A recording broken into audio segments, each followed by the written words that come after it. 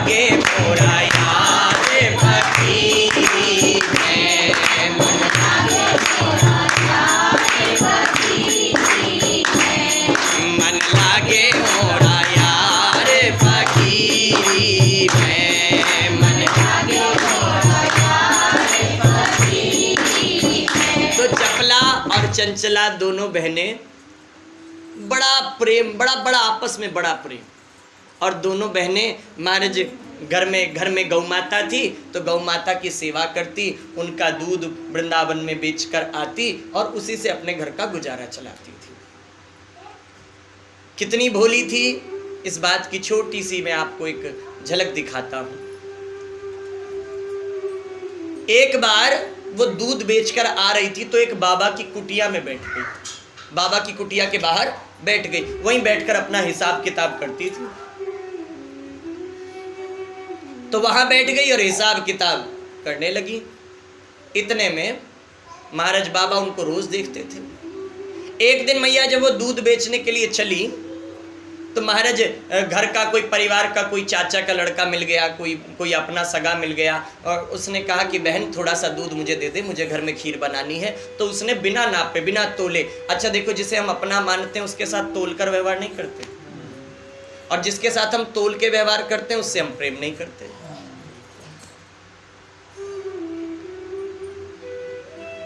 करते तो हैं गुनाह हम रोज अनगिनत और गिन गिन के नाम लेते हैं परवरदिगार का।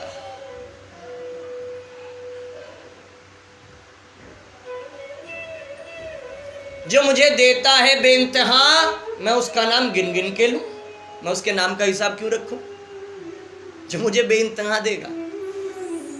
तो महाराज वो बिना तोले दूध दे दिया, ले भैया खीर बना लेना। अच्छा आज जब आई तो अब देखो कुछ दूध तो चला गया था तो पैसे थोड़े कम थे।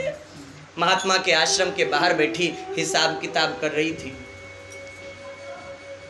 और महाराज जब हिसाब किताब कर रही थी तो उसने कहा बहन आज पैसे थोड़े कम हैं, उसका भी हिसाब जोड़ लिया, वो जो आज भैया हमारा दूध ले गया था। तो दूसरी ने बोला बहन अपनों का कोई हिसाब नहीं होता, अपनों के साथ तो बेहिसाब होता है, अपनों का कोई हिसाब नहीं होता, अपनों का तो बेहिसाब होता है। महाराज और अंदर बैठे बाबा हाथ में माला लेकर राम राम कर रहे थे। बाबा ने उसी दिन अपनी माला झोली बंद करके रख दी, बोले जो अपना है मैं उसका नाम गिन गिन के कैसे लूं। ऐसा सुंदर भाव, इतनी सरलता। अब महाराज दोनों हिसाब किताब करके आगे चली, यही क्रम उनका रोज का था। तो महाराज एक दिन महाराज वापस आ रही थी तो बाबा कहीं कथा हो रही थी, किसी कथा में जाकर बैठ गई, कथा सुनने लगी। तो बाबा कह रहे थे जगत में हो घूमते तुम कर कर भ्रष्टाचार, भव सागर से तरन को एक राधे श्याम है सार, राधे श्याम नाम सार है, संसार सागर पार हो जाते हैं राधे श्याम कह के। अच्छा सखी बच्चों ने सोचा, उन महिलाओं ने सोचा, उन बहनों ने सोचा राधे श्याम कोई मंत्र है और इससे संसार सागर कोई सागर होता होगा, जब सागर पार हो जाता तो नदी पार ना होगी। उन्होंने इतनी सरल, महाराज मन में ऐसा सोच लिया। तो दोनों बहनें महाराज चल पड़ी और यमुना के पास पहुंची और यमुना में राधे श्याम कहकर पूर्ण विश्वास के साथ पांव रखा, पांव डूबा नहीं, दोनों की दोनों बहनें विश्वास के साथ चलकर पार हो गई। इतना गूढ़ विश्वास। अब यही क्रम हो गया। एक दिन गुरुजी को घर पे बुलाया भोजन के लिए, तो गुरुजी को लेने के लिए गई तो गुरुजी ने कहा ठीक है। तो गुरुजी भी तिलक वगैरह लगाकर तैयार थे और महाराज जहाँ नाव मिलती थी वहाँ ना ले गई, दूसरे छोर पर ले गई। गुरुजी ने सोचा कोई स्पेशल नाव मेरे लिए मंगाई होगी, लेकिन वहाँ कोई नाव ना थी। अब महाराज वो तो चल दी राधे श्याम कहती हुई और गुरुजी से कहा गुरुजी तुम भी आ जाओ। और गुरुजी ने जो ही पैर रखा तो गुरुजी नीचे पानी में। गुरुजी कहने लगे अरे तू तो कोई जादू टोना जानती है। उसने कहा गुरुजी मैंने तो आप ही से ये सीखा है। और जैसे गुरुजी गिरे तो वो बोलती गुरुजी बोलो राधे श्याम।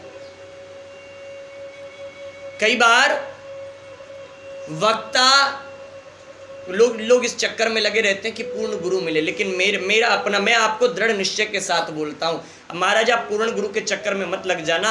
आप पूर्ण श्रद्धा और पूर्ण विश्वास पैदा कर लो, आपकी बिगड़ी बन जाएगी।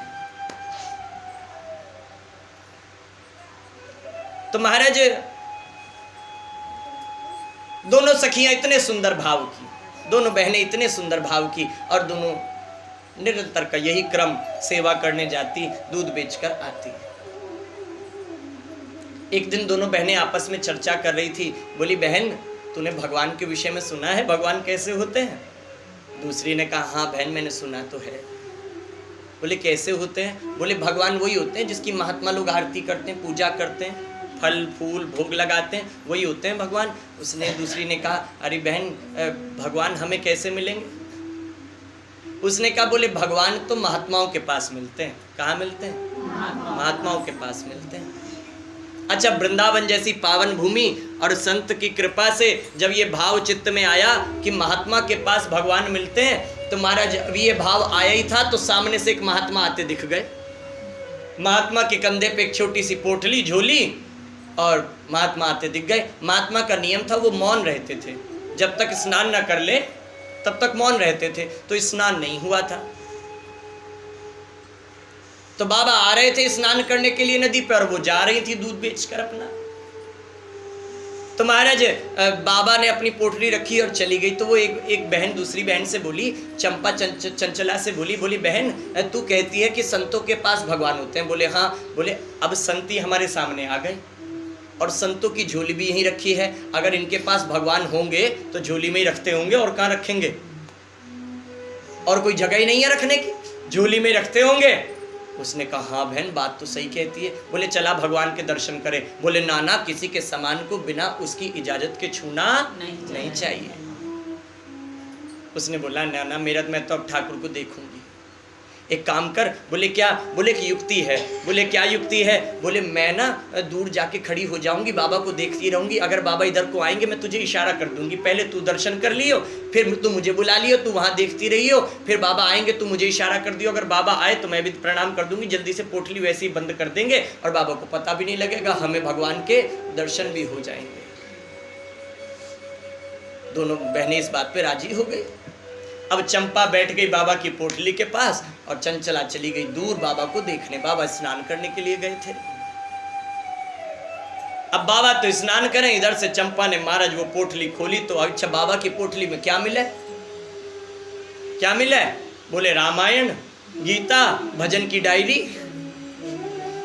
इसके अलावा क्या मिला? महाराज कुछ भी ना था। और अंत में जब सब कुछ फैला दिया तो एक डिब्बा हाथ लगा। क्या हाथ लगा? एक डिब्बा। अच्छा, डिब्बा जैसे ही खोला तो डिब्बा के अंदर मखमल के कपड़े पर ठाकुर जी बैठे हुए थे। बोलो, बांके बिहारी मखमल के कपड़े पर वो ठाकुर जी बैठे हुए थे। अब तो सखी ने बाहर निकाले, मखमल का कपड़ा बिछाया, पुनः ठाकुर जी को बिठाया। अच्छा, ठाकुर जी जो है उनका एक हाथ ऐसे लड्डू पकड़ के है, देखा है ना, उनके हाथ में ऐसे लड्डू। अब वो बिठाया तो वो बैठे ना लुढ़क जाए। अब वो लुढ़क जाए तो महाराज उसने बोला, अरे भगवान तो आ गए, बहन तू भी आजा, दर्शन कर ले। और जैसी वो बहन आई तो महाराज जब वो भगवान को कहने लगी, प्रभु हमने तुम्हें डब्बा से निकाल दिया है, तुम हाथ पैर अब अपने सीधे कर लो। डिब्बा में पैक होने के लिए तुम्हें हाथ पैर टेढ़े करने पड़े होंगे, अब तुम सीधे कर लो। अच्छा, बाबा के हाथ, जब भगवान के हाथ पैर सीधे ना हुए तो रोने लगी। झपट लपट सखी चंचला ने बाबा की झोली से सांवरे उठाए हैं। झपट लपट सखी चंचला ने बाबा की झोली से शाम को उठाए हैं, और नुगरे उस बाबा ने ठाकुर को डिब्बा में राख या के हाथ पैर देखो टेढ़े बनाए हैं। बोले, निगुड़े बाबा ने डिब्बा में राख भगवान के हाथ पैर टेढ़े कर दिए। अब महाराज क्या करें? बोले, जो मक्खन दूध थोड़ा सा अपनी मटकी में बचा हुआ था उसको लिया और उसी को हाथ में लेके भगवान की मालिश करने लगी। अब भगवान के हाथ पैर सीधे हो जाए। उसने कहा, बहन तू देख, मैं जरा इनकी मालिश कर दूं, ये डिब्बा में बंद थे, थक गए होंगे, हाथ पैर टेढ़े हैं। तो महाराज भगवान की मालिश करने लगी, मक्खन लगाया, और भगवान को देख देख रोवे है छोटे से लाला के हाथ पैर टेढ़े हो गए। डिब्बा में रख बाबा, बाबा तू क्या जाने पीड़ पराई, बाबा तू क्या जाने पीड़ पराई।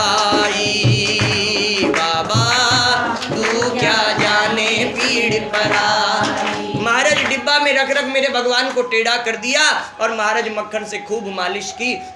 आंखों के आंसू गिरते हैं, मालिश करती है और भगवान की मालिश करते करते भगवान का ऐसा भाव जागा कि वो लड्डू गोपाल सीधे खड़े हो गए। ठाकुर जी सीधे खड़े हो गए। अच्छा, उसने जब प्रणाम कर लिया, बोले आजा बहन आजा, देख भगवान सीधे हो गए, अब दर्शन कर ले, प्रणाम कर ले। अब महाराज वो भी आई, प्रणाम किया और फिर ये जाकर वहां खड़ी हो गई। और जब ये वहां जाकर खड़ी हुई तो इतने में बाबा भी स्नान करके आने लगे। बोले बहन बहन बाबा आ रहे, जल्दी से भगवान को वापस डिब्बा में रख दे, बाबा डांटेगा आके।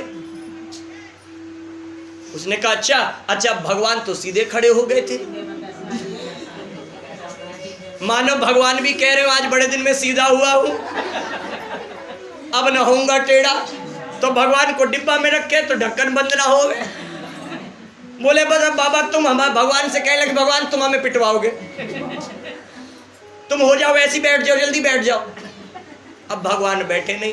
अब बहन जैसे जैसे वो पोटली को बांधे, अब वो बांधे कैसे, इतने में तो बाबा आ गए। बाबा ने देखा बाबा गुस्से से लाल पीले हो रखे, लाल पीले हो गए।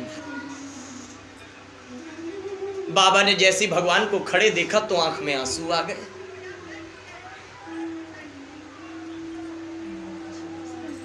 भगवान की आंखों में, बाबा की आंखों में आंसू आ गए। और बाबा की आंखों में जो ही आंसू आए, बाबा ने भगवान को दंडवत प्रणाम किया। और जैसे ही प्रणाम किए तो बाबा के हाथ की छोटी उंगली महाराज कहीं भगवान से छू गई। और जैसी भगवान से छू गई तो भगवान वापस वैसी झुक गए। वो सखी बोली देख देख, ये बाबा को अकेले, भगवान को अकेले में डांटता होगा,